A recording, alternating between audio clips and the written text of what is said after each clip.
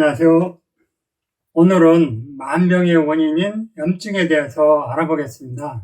우리 몸에서 생길 수 있는 염증에는 크게 급성염증과 만성염증이 있는데요.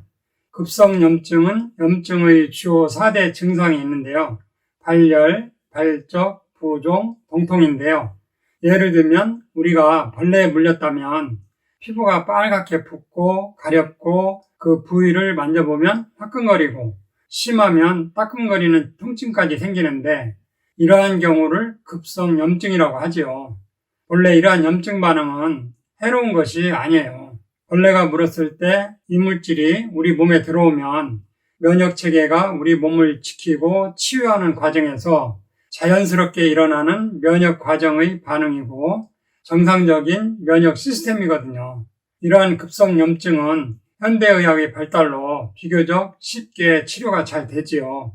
소독약을 사용하고 심하면 항히스타민제나 항생제, 스테로이드 같은 것들을 단기간 사용해서 웬만한 급성염증은 잘 치료가 됩니다. 돌이켜보면 어릴 적에 동네 마당에서 뛰어놀다가 벌에 쏘이면 소독약이나 연고도 없던 시절에 된장, 간장 발라주던 시절도 있었는데요. 아무튼 현대의학의 발달로 급성염증은 큰 문제 없이 잘 컨트롤되는 것 같습니다. 물론 급성염증도 예외적인 경우가 있기는 하지만요. 그런데 급성염증보다 더 큰 문제는 만성염증이죠. 현대의학이 많은 발전을 했는데도 만성염증에는 제대로 대처를 못하고 있고 많은 약점을 드러내고 있어요.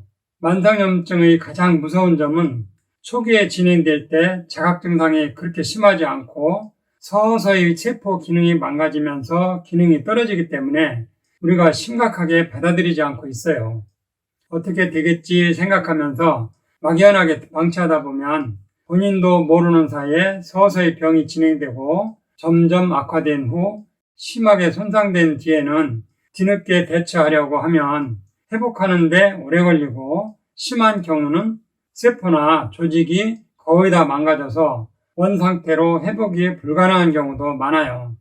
우측성 위염이나 장상표화생 같은 경우도 심하지 않은 초기에는 회복이 잘 되고 쉽게 완치가 되는데 너무 오래 방치하고 식이 조절도 안 해서 점막이 많이 망가진 경우는 회복하는 데 오래 걸려요.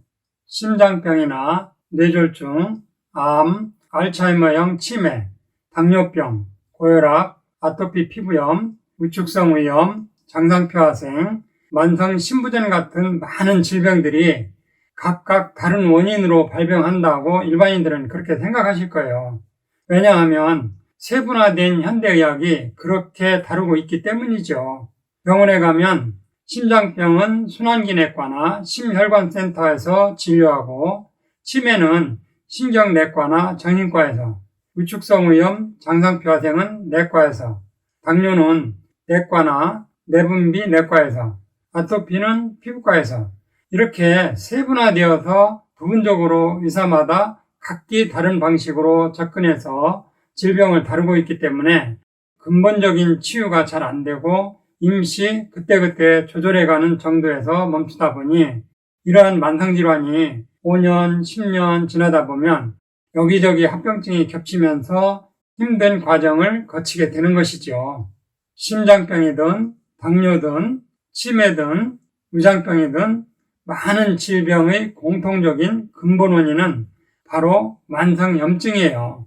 만성염증이 서서히 진행되면 결국은 심근경색, 뇌졸중 같은 심혈관계 질환도 생기고 당뇨, 비만, 만성신부전 같은 대사증후군 질환도 생기고 파킨슨, 치매 같은 신경변성 질환도 생기고 류마티즘, 건선, 아토피 같은 자가 면역 질환도 생기고 암도 만성염증에서 시작되는 것입니다.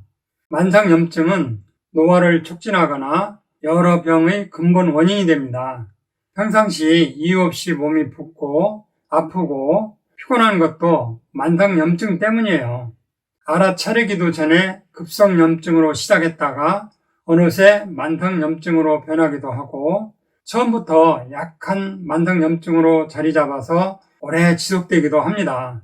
만성염증이 있는 분들에게 밀가루 음식, 술, 튀긴 음식, 커피 조심하라고 해도 당장 눈에 띄게 불편한 증상이 없으니까 크게 걱정 안 하고 하고 싶은 대로 다 합니다. 하지만 이 만성염증의 정체는 아주 고약해서요. 모르는 사이에 서서히 우리 세포를 망가뜨립니다. 발견하기가 쉽지 않으니 치료 시기도 놓치기 쉽고 혈관을 타고 전신으로 퍼져나가서 본인이 취약하게 타고난 조직이나 기관의 병변을 유발하고 결국 앞에서 언급한 여러 만성질환들이 나타나게 됩니다. 아주 안 좋은 경우는 만성염증으로 심각하게 망가진 장기는 원래 상태로 돌아오지 않는다는 것이죠.